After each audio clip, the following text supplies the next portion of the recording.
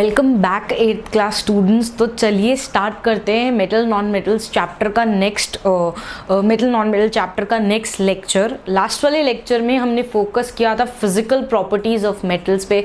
हमने अलग अलग तरीके की मेटल्स की फिजिकल प्रॉपर्टीज के बारे में समझा था और उनसे रिलेटेड एग्जाम्पल्स देखे थे और उन फिजिकल प्रॉपर्टीज से रिलेटेड क्या इंपॉर्टेंट एक्सेप्शंस थे जो हमारे कॉम्पिटिटिव एग्जाम के लिए बहुत ज़्यादा इंपॉर्टेंट होते हैं। उन चीज़ों के बारे में भी हमने काफ़ी डिटेल में अच्छे से पढ़ लिया था और मैंने लास्ट वाली क्लास में ये वाली बात भी बताई थी कि नेक्स्ट क्लास जो आने वाली है उस क्लास में आप वो चीज़ पढ़ेंगे जो पहली वाली क्लास से कंप्लीटली ऑपोजिट होगी। तो चलिए इसी नोट पे स्टार्ट करते हैं हमारा लेक्चर। आज की क्लास में हम पढ़ने वाले हैं physical properties of non metals. आप पहली इंपॉर्टेंट प्रॉपर्टी जो समझना बहुत ज़्यादा ज़रूरी है वो ये है कि हमें नॉन मेटल्स किस फिजिकल स्टेट में डे टू डे लाइफ में देखने को मिलते हैं। तो आपके नॉन मेटल्स जो होते हैं वो आपको सॉलिड स्टेट में, लिक्विड स्टेट में और गैसियस स्टेट में, इन तीनों स्टेट्स में देखने को मिल जाएंगे। जबकि हमने पढ़ा था कि हमारे जो मेटल्स थे वो यूजुअली सिर्फ और सिर्फ हमें सॉलिड स्टेट में ही अवेलेबल थे। मैंने बताया था पहले वाली क्लास में भी कि आपके मेटल्स तो सिर्फ सॉलिड स्टेट में मिलेंगे, लेकिन जो आपके नॉन मेटल्स होते हैं वो सॉलिड, लिक्विड और गैसियस तीनों स्टेट्स में लगभग इक्वल अमाउंट में प्रेजेंट होते हैं। तो यही है हमारा पहला पॉइंट। और सॉलिड स्टेट में आपको कौन कौन से एलिमेंट्स मिल जाएंगे, कौन कौन से नॉन मेटल्स आपको सॉलिड स्टेट में मिल जाएंगे। तो एक एग्जाम्पल सबसे प्रोमिनेंट है कार्बन। सबसे प्रोमिनेंट एग्जाम्पल कौन सा है? कार्बन। ये कार्बन, इस कार्बन के बारे में समझना हमारे लिए बहुत बहुत ज़्यादा ज़रूरी है। अभी से समझते चलेंगे तो कार्बन से काफ़ी ज़्यादा फेमिलियर रहेंगे and it is going to help you out a lot in your higher classes. आप जितना सोच भी नहीं सकते हैं उससे भी कहीं ज़्यादा ज़रूरी आपके लिए ये चीज़ बन जाती है कि आप कार्बन के बारे में बहुत अच्छे से समझें और पढ़ें। आज की क्लास में बहुत कुछ अलग अलग चीज़ें पढ़ेंगे हम इस कार्बन के बारे में। दूसरा है आयोडीन। दूसरा नॉन मेटल जो सॉलिड स्टेट में हमें मिल पाएगा वो है आयोडीन। और एक और एग्जांपल जो हमने लिया है सल्फर। क्या ऐसा है कि सिर्फ यही सॉलिड स्टेट में मिलते हैं? नहीं, इनके अलावा भी और बहुत सारे हैं, लेकिन हम धीरे धीरे करके उनके बारे में पढ़ना शुरू कर रहे हैं। तो जो इंपॉर्टेंट थे, जो यूजुअली आपको केमिकल रिएक्शंस में देखने को डे बाय डे मिलते चले जाएंगे, एक हो गया कार्बन, दूसरा हो गया आयोडीन और तीसरा हो गया सल्फर। क्लियर हो गई ये वाली चीज? Very good. आयोडीन का केमिकल सिंबल आज की क्लास में नया याद करेंगे विच इज आई। सल्फर का लास्ट वाली क्लास में भी हमने देखा था which is capital S, capital I और कैपिटल एस।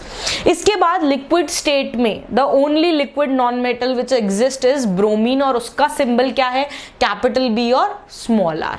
समझ में आ गई ये वाली चीज? तीन सिंबल्स देख लिए, आयोडीन, सल्फर और ब्रोमीन। गैसियस स्टेट में वे are very well known, oxygen हो गया, नाइट्रोजन हो गया, हाइड्रोजन हो गया, ये सारे जितने भी आपके नॉन मेटल्स हैं ये सब यूजुअली आपको गैसियस स्टेट में मिलते हैं। समझ में आ गई ये वाली चीज? तो हमने देख लिया कि non metal, solid, liquid, gases तीनों स्टेट्स में एग्जिस्ट करेंगे। ये बात हमें बहुत अच्छे से समझ में आ जानी चाहिए।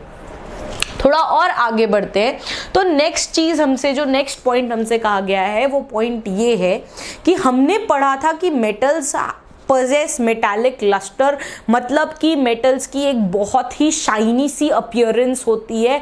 तो उनके जस्ट ऑपोजिट होते हैं हमारे नॉन मेटल्स। तो हमारे जो नॉन मेटल्स होते हैं they are usually very dull and lustreless.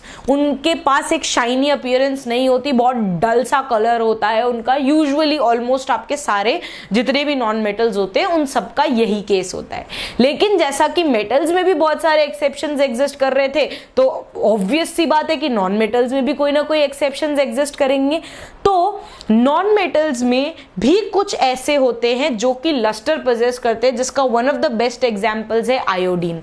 Iodine जो होता है, जब आपका आयोडीन सॉलिड स्टेट में होता है, देखिए आयोडीन जब आपका सॉलिड स्टेट में है तो उसका एक बहुत ही डीप डार्क पर्पल कलर होता है।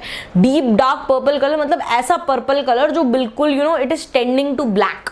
मतलब वो पर्पल और ब्लैक में बहुत स्लाइट डिफरेंस है। मतलब वो कुछ लोगों को अपीयरेंस में लोग कह भी सकते हैं तो ब्लैक है, लेकिन उसका कलर डीप पर्पलिश कलर होता है उसका और बहुत अच्छी सी शाइनी अपीयरेंस होती है। वहीं पे दूसरा इंपॉर्टेंट टर्म आता है ग्रेफाइट। अब जैसे ही ग्रेफाइट आ जाता है, कुछ लोगों के लिए ये टर्म बहुत नया हो सकता है, कुछ लोगों को हो सकता है कि मैं कुछ बातें बताऊं तो हो सकता है वो ग्रेफाइट को याद भी कर पाए। And you will be shocked that this graphite is something you've been using since so many years, और अभी भी आप उसे यूज ही करते जा रहे हैं। ये ग्रेफाइट जो है ना, हो सकता है सुनने में आपको बहुत नया लगे, लेकिन this is one of the most familiar things to the students. वो बच्चे जो स्कूल्स जाते हैं, या even why just students, even we people use it in our day to day lives, इस ग्रेफाइट को। आप इस ग्रेफाइट के बारे में समझना बहुत ज़्यादा ज़रूरी है। तो पहले तो ये समझते हैं कि ये कैसे हमारी डे टू डे लाइफ में इतना यूजफुल है। Have you seen your pencils that you use in your day to day life? ठीक है, आपने क्या पेंसिल्स की लीड देखी है, वो टिप जिसका इंप्रेशन आपके पेपर पे ब्लैक कलर का आता है? वो पेंसिल की जो लीड होती है, वो लीड जो पेंसिल की आप यूज करते हैं, वो lead is made up of graphite. That lead is made up of graphite. पहले तो ये हुआ, that means the pencil that you are using in your day to day life, every day you are using it in some or the other way. कभी diagrams बनाने के लिए आप use करते हैं उसे, कभी अंडरलाइन करने के लिए आप पेंसिल्स यूज करते हैं। उन पेंसिल्स की जो टिप होती है, वो ब्लैक कलर की जो टिप होती है, that is made up of graphite. वो जो पेंसिल लीड होती है ना, उसमें ग्रेफाइट होता है एंड सम अमाउंट में क्ले मिक्स्ड होता है, और एक मिक्सचर बनाते हैं और वो हम यूज करते हैं हमारी डे टू डे लाइफ में। ठीक है, उसमें ग्रेफाइट प्रेजेंट होता है। ठीक है भाई, यानी कि मैम आप यहां से ये कहना चाहते हैं कि ग्रेफाइट भी एक तरीके का नॉन मेटल है? हाँ, वो एक नॉन मेटल है। अब ग्रेफाइट के बारे में समझने के लिए एक एलिमेंट के बारे में समझना बहुत ज्यादा जरूरी है। वो एलिमेंट है कार्बन। मैंने स्पेशली लिख दिया कार्बन और स्पेशल एलिमेंट। मतलब आप कहोगे, आप यहां से समझ भी सकते हो कि मैम और भी बहुत सारे एलिमेंट बार बार पढ़ रहे थे, सोडियम मैग्नीशियम, आपने कभी नहीं लिखा sodium a special element, magnesium a special element. लेकिन carbon is a very very very special element, और उसके बारे में पहले कुछ इंफॉर्मेशन पढ़ते हैं। जैसे ही ये इंफॉर्मेशन पढ़ेंगे ना, इस ग्रेफाइट की कहानी बहुत अच्छे से समझ में आ जाएगी। धीरे धीरे करके आगे बढ़ते। हम सबको पता है कार्बन एक नॉन मेटल है। कार्बन क्या है? एक नॉन मेटल है। और कार्बन जो है ना, वो आप सोच भी नहीं पाएंगे इतना ज्यादा इंपॉर्टेंट है आपके लिए, और इतनी सारी चीजें जो आपके आसपास प्रेजेंट है, या आपकी बॉडी के विद इन प्रेजेंट है, या वो चीजें जो आप कंज्यूम करते हैं, हर उस चीज में कार्बन की प्रेजेंस होती है। मतलब कार्बन बहुत ज्यादा ह्यूज अमाउंट में हमारे आसपास है। हम डे टू डे लाइफ में उसे यूज करते हैं, हम रियलाइज भी नहीं कर पाते। जैसा मैंने आपको बताया था कि आपके कुछ मेटल्स जो होते हैं वो कंबाइंड स्टेट में भी अवेलेबल होते हैं, फ्री स्टेट में भी अवेलेबल होते हैं। हमने उसका एग्जाम्पल भी पढ़ा था, सिल्वर और कॉपर। उसी तरीके से ये जो आपका कार्बन है, ये भी आपको फ्री स्टेट में भी मिल जाएगा, और यही कार्बन आपको कंबाइंड स्टेट में भी मिल जाएगा। फ्री स्टेट में मिलने का मतलब यह है कि सिर्फ कार्बन ही प्रेजेंट होगा, उसके साथ और कोई चीज इन्वॉल्व नहीं होगी। लेकिन कंबाइंड स्टेट का मतलब यह है कि आपके कार्बन की रिएक्टिव नेचर भी होती है, तो वो किसी ना किसी एनवायरमेंट में प्रेजेंट चीजों के साथ रिएक्ट कर जाएगा और हमें कंबाइंड फॉर्म में भी मिल पाएगा। तो फ्री स्टेट में कार्बन आपको 3 फिजिकल फॉर्म्स में मिलता है। अब मैम ये क्या मतलब हुआ कि कार्बन 3 फिजिकल फॉर्म्स में मिलता है? तो देखिए, अगर हम अर्थ पे कार्बन को ढूंढने जाएंगे, अगर हम अर्थ की क्रस्ट में, मान लीजिए अर्थ की क्रस्ट में, ठीक है, हमें पता है क्रस्ट कोर मेंटल क्या होता है। अगर हम अर्थ की क्रस्ट में कार्बन को ढूंढने जाते हैं, हम उसे ढूंढने की कोशिश करते हैं, तो सबसे purest form, the most purest form in which carbon can be available to you, ठीक है, हम जब कार्बन को ढूंढने जाएंगे तो सबसे प्योरेस्ट फॉर्म जो कि सिर्फ और सिर्फ कार्बन से मिलकर बनी हो, सिर्फ और सिर्फ किससे मिलकर बनी हो? सिर्फ और सिर्फ कार्बन से मिलकर बनी हो, तो हमें 2-3 चीजें देखने को मिलती है। डायमंड, वो diamond which is one of the most important part of your jewellery making. Jewellery making में डायमंड की ज्वेलरी कितनी कॉस्टली होती है, and you know anybody who owns a diamond is considered as one of the richest person. बहुत महंगा होता है diamond, real diamonds आपके जो होते हैं। तो ये जो आपका डायमंड होता है ना, वो सिर्फ और सिर्फ कार्बन एटम्स के अरेंजमेंट से बनता है। मतलब डायमंड में बेसिकली क्या होते हैं? बहुत सारे कार्बन्स होते हैं जो किसी पर्टिकुलर तरीके से अरेंज्ड होते हैं। सुनते जाइए, डायमंड में सिर्फ और सिर्फ आपके कार्बन्स के एटम्स होते हैं, और उसमें डायमंड जो होता है वो एक पर्टिकुलर अरेंजमेंट में, बहुत सारे कार्बन के एटम्स जो होते हैं उस डायमंड में एक पर्टिकुलर अरेंजमेंट में अरेंज्ड होते हैं। क्या ये बात समझ में आ गई? मतलब अगर किसी ने उठाकर आपसे पूछा कि अगर आपको अर्थ क्रस्ट में डायमंड अर्थ क्रस्ट में कार्बन को प्योरेस्ट फॉर्म में ढूंढना है तो वो कैसे मिल सकता है? तो आप कहेंगे कार्बन ले लीजिए और डायमंड ले लीजिए। अगर आपके पास डायमंड है मतलब आपके पास कार्बन उसकी प्योरेस्ट फॉर्म में अवेलेबल है, क्योंकि वो डायमंड सिर्फ और सिर्फ किससे मिलकर बना है? कार्बन से मिलकर बना है। वहीं पे एक और एग्जाम्पल है ग्रेफाइट का।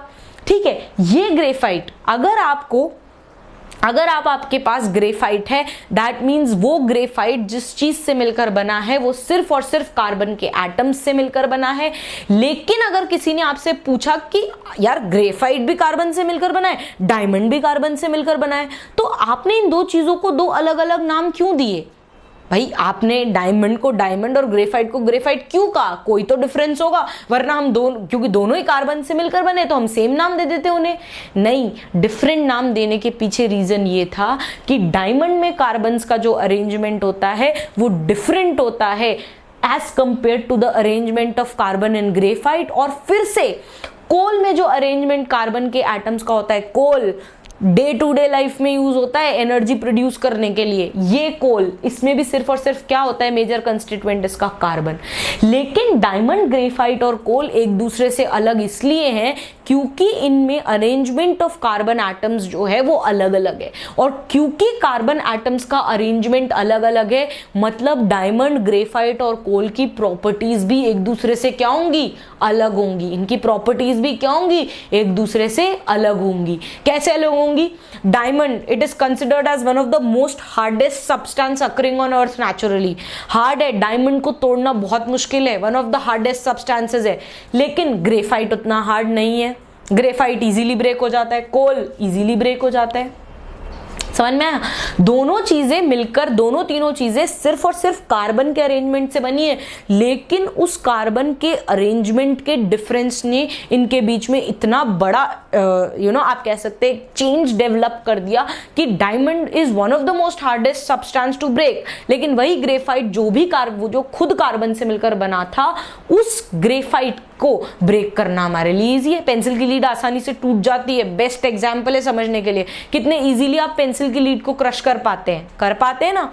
लेकिन क्या उतनी इजीली आपके मदर की रिंग में प्रेजेंट डायमंड को क्रश कर सकते हैं? आप नहीं कर सकते, करना भी मत, कोशिश भी मत करना। ठीक है, क्लियर? तो यहां से हमें यह समझ में आया दैट हमारा जो कार्बन होता है वो डिफरेंट फिजिकल फॉर्म्स में, इन अ वे दैट हर फिजिकल फॉर्म जिसमें वो अवेलेबल है उसकी प्रॉपर्टीज भी अलग अलग होती हैं, और वो अलग अलग फिजिकल फॉर्म्स में हमें अवेलेबल होता है, चाहे वो कोल हो, चाहे वो डायमंड हो, चाहे वो ग्रेफाइट हो।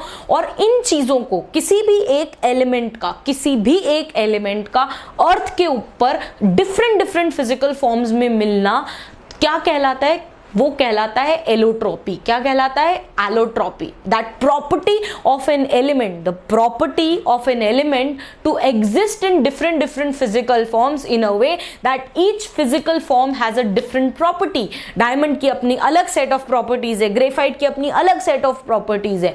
और ये डायमंड और ग्रेफाइट क्या है? कार्बन की अलग अलग फिजिकल फॉर्म्स है जिनमें आप कार्बन को अर्थ पे ढूंढ सकते हैं। तो किसी भी सब्सटेंस, किसी भी एलिमेंट की ये प्रॉपर्टी होना कि वो अर्थ पे अलग अलग फिजिकल फॉर्म्स में आपको मिल जाएगा, उस प्रॉपर्टी को हम कहते हैं एलोट्रोपी। और जो उसकी अलग अलग फिजिकल फॉर्म्स होती है ना, जैसे डायमंड हो गया, ग्रेफाइट हो गया, कोल हो गया, ये सब क्या होते हैं? एलोट्रोप्स होते हैं। ये सब क्या होते हैं?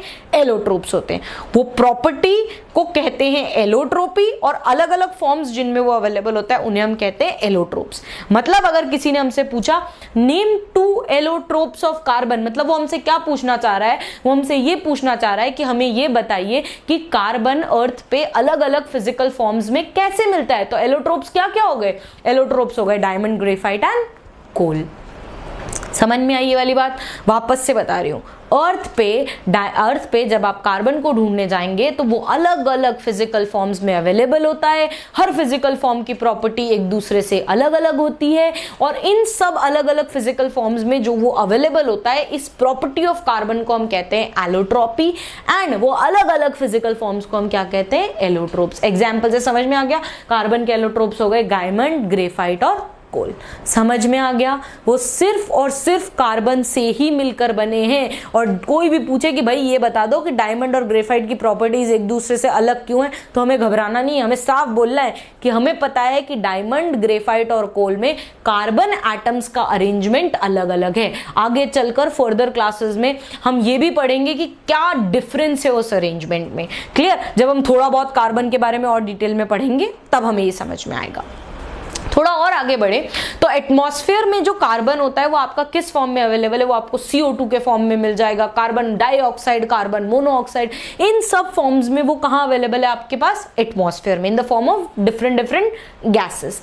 वहीं पे अगर हम बात करें कि कार्बन हमें कंबाइंड स्टेट में कहां कहां मिल सकता है, तो proteins, fats, carbohydrates. Proteins, fats, carbohydrates. आपसे कहा जाता है you should always eat a balanced diet.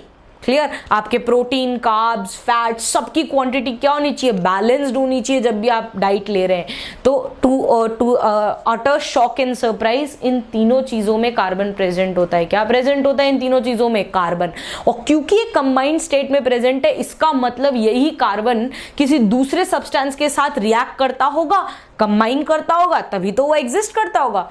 तो ये जो कार्बन होता है ना, ये और भी चीजों के साथ रिएक्ट कर जाता है, हाइड्रोजन के साथ, ऑक्सीजन के साथ, और नई नई नई नई चीजें फॉर्म करता है। और इसके पर्टिकुलर अरेंजमेंट से, इन सब एलिमेंट्स के पर्टिकुलर अरेंजमेंट से प्रोटीन्स, कार्ब्स और फैट्स का प्रोडक्शन होता है। लेकिन यहां से ये समझना जरूरी है कि देख लीजिए आपके आसपास कितने सारे प्रोटीन के सोर्सेज हैं, कार्बोहाइड्रेट के सोर्सेज हैं, फैट्स के सोर्सेज हैं, उन सब में क्या प्रेजेंट है? कार्बन प्रेजेंट है। क्या प्रेजेंट है? कार्बन प्रेजेंट है। और यहीं से हमें यह समझना बहुत ज्यादा जरूरी है कि आपके आसपास प्रेजेंट ऑलमोस्ट 85% चीजें जो आप आपकी डे टू डे लाइफ में ऑब्जर्व करते हैं, उन सब में किसी ना किसी फॉर्म में कार्बन प्रेजेंट है। उन सब में किसी ना किसी फॉर्म में कार्बन प्रेजेंट है। या तो वो फ्री स्टेट में अवेलेबल होगा या फिर वो कंबाइंड स्टेट में अवेलेबल होगा, लेकिन कार्बन कहीं ना कहीं प्रेजेंट जरूर होगा। एटमॉस्फेयर में भी पता पड़ गया, CO2 और कार्बन मोनोऑक्साइड की फॉर्म में, और भी न जाने कितनी अलग अलग जगह पर आपको कार्बन अवेलेबल मिल जाएगा। समझ में आ गई? अब क्योंकि कार्बन इतने ज्यादा अलग अलग सब्सटेंसेस में अवेलेबल था, अलग अलग सब्सटेंसेस फॉर्म कर रहा था, अलग अलग कंपाउंड्स बना रहा था, इस वजह से हमने कार्बन के बारे में पढ़ने के लिए एक पूरी अलग ब्रांच बना दी। ठीक है? मतलब कोई एलिमेंट इतना एक्सटेंसिवली अवेलेबल था एनवायरनमेंट में, इतना ज्यादा वो अलग अलग रिएक्शंस कर रहा था, भाई कंबाइन हो रहा था ना अलग अलग चीजों के साथ, इतने वो अलग अलग रिएक्शंस कर रहा था कि हमने क्या कर दिया, हमने उसकी स्टडी करने के लिए एक सेपरेट ब्रांच ऑफ केमिस्ट्री बना दी, जिसे हम कहते हैं ऑर्गेनिक केमिस्ट्री। जिसे हम क्या कहते हैं? Organic chemistry. आपने आपकी if you have your elder brothers and sisters वो studying in 11th and 12th, तो वो ऐसा बोलते हुए नजर आते हैं कि अरे आज मेरी ऑर्गेनिक केमिस्ट्री की क्लास है, आज मेरी इनऑर्गेनिक केमिस्ट्री की क्लास है, आज मेरी फिजिकल केमिस्ट्री की क्लास है। तो ये सब क्या है? All of them are different branches of chemistry, और उसमें से ऑर्गेनिक केमिस्ट्री वो स्पेशल ब्रांच होती है जहां पर हम कार्बन जब अलग अलग एलिमेंट्स के साथ कंबाइन होता है तो उन अलग अलग एलिमेंट्स कैसे वो बनाता है, क्या उनकी प्रॉपर्टीज होती है, इन सारी चीजों की बात हम उस ब्रांच ऑफ केमिस्ट्री में करते हैं। और ये ऑर्गेनिक केमिस्ट्री की बात, इस कार्बन की बात हम 10th के एक और बहुत इंपॉर्टेंट चैप्टर में करते हैं, which is called carbon and its compound, जो 10th बोर्ड में जब भी आप कोई कॉम्पिटिटिव एग्जाम उस टाइम पर देंगे तो it becomes one of the most important chapters.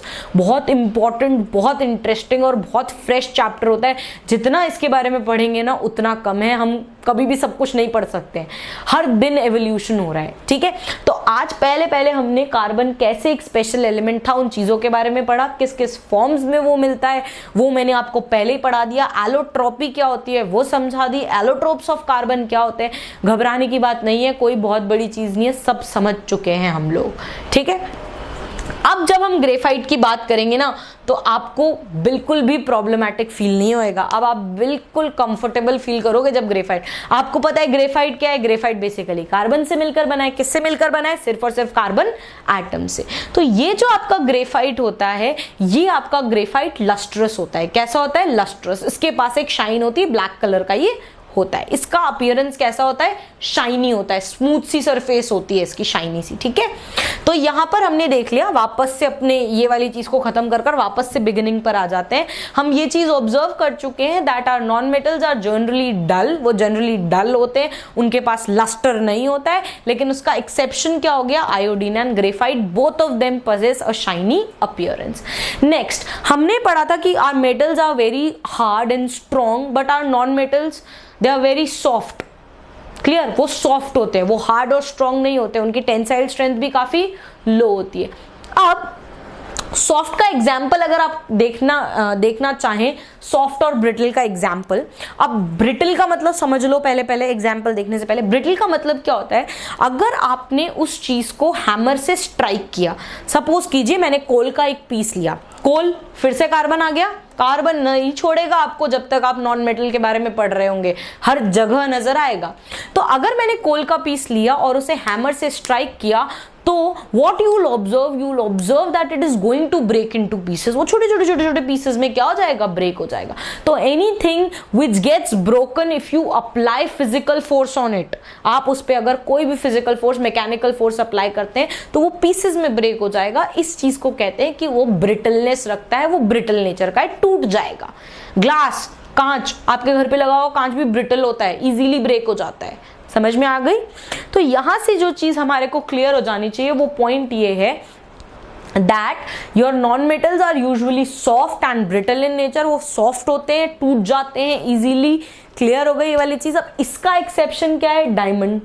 Diamond पहले ही बता दिया मैंने, कहा कहीं पीछा नहीं छोड़ेगा carbon. Diamond is again one of the hardest naturally occurring substance और अर्थ पे नेचुरली अकर करने वाला one of the hardest substances diamond. लेकिन हमने तो कहा था कि कार्बन के जो नॉन मेटल्स जो होते हैं वो सॉफ्ट होते हैं। आ गया आपके पास exception. So this diamond is one of the most hardest substance occurring naturally on earth surface and it is the exception of the fact that non metals are usually soft and brittle. आगे बढ़ते हैं। तो जैसा कि हमारे metal good conductor of heat and electricity थे, तो हमारे नॉन मेटल्स क्या हो गए? They are bad conductors of heat and electricity. हमारे नॉन मेटल्स क्या हो गए? They are considered as bad conductors of heat and electricity. They do not allow heat and electricity to pass through them. अब फिर से इसका exception फिर से बहुत जरूरी है, बहुत इंपॉर्टेंट है। Graphite. Your graphite is a good conductor of electricity. It allows electric current to pass through it in spite of the fact that it is a non-metal. याद रखिएगा, बहुत important है। नॉन मेटल क्वेश्चन कैसे आता है? Name a non metal which allows electricity to pass through it, और name a non metal which is a good conductor of electricity. The answer is going to be graphite. उसका answer क्या होगा? Graphite. Very good. थोड़ा और आगे बढ़ते हैं। हमने पढ़ा था metals are sonorous in nature, your non metals are non sonorous in nature. वो कोई सोनोरिटी पजेस नहीं करते, उनसे कोई रिंगिंग साउंड नहीं आती है। क्लियर हो गया? Simple. Next, your non-metals usually have low melting and boiling points. उनके melting और boiling points क्या होते हैं? लो होते हैं। फिर से इसका एक्सेप्शन आ गया। इसका एक्सेप्शन फिर से क्या है? डायमंड और graphite extremely high melting points around 3000 degree Celsius के भी ऊपर जाकर डायमंड और ग्रेफाइट मेल्ट होते हैं। 3000 डिग्री सेल्सियस से भी ऊपर चले जाइए, 3600 डिग्री सेल्सियस के आसपास इनका मेल्टिंग पॉइंट होता है डायमंड और ग्रेफाइट का। तो हमने क्या कहा था? That your non metals usually have low melting and boiling point. हाँ, होते हैं, ऑलमोस्ट सारे नॉन मेटल्स के low melting and boiling points होते हैं, लेकिन इनका एक्सेप्शन क्या है? डायमंड और ग्रेफाइट, क्योंकि इनका मेल्टिंग पॉइंट और बॉइलिंग पॉइंट क्या होता है? काफी ज्यादा हाई होता है। नेक्स्ट, अब अगर वो ब्रिटल है, अगर हैमरिंग करने पर कोई चीज पीसेस में ब्रेक हो रही है, it is brittle in nature, that means it is not going to be malleable and ductile. अगर किसी चीज को हैमर करने पर वो पीसेस में ब्रेक हो रही है, तो आप कैसे एक्सपेक्ट कर सकते हैं कि वो थिन शीट्स या थिन वायर्स में कन्वर्ट हो जाएगी? वो नहीं होगी, क्योंकि जैसे ही आप उसे हैमर करने की कोशिश करेंगे, it is going to get broken into pieces.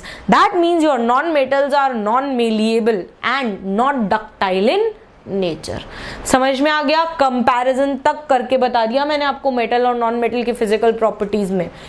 आपको समझ में आ जाना चाहिए कैसे एक मेटल एक नॉन मेटल से डिफरेंट है, सबके एक्सेप्शंस बता दिए, कार्बन में कहाँ से ये ग्रेफाइट और डायमंड वाली चीजें दिखने लग गई थी, इस पूरे कंसेप्ट को क्लियर कर दिया। आप किसी को परेशानी नहीं होनी चाहिए क्या ग्रेफाइट है, क्या डायमंड है, क्या कोल है, सबके सब में सिर्फ और सिर्फ कार्बन प्रेजेंट है। क्या प्रेजेंट है? कार्बन प्रेजेंट है।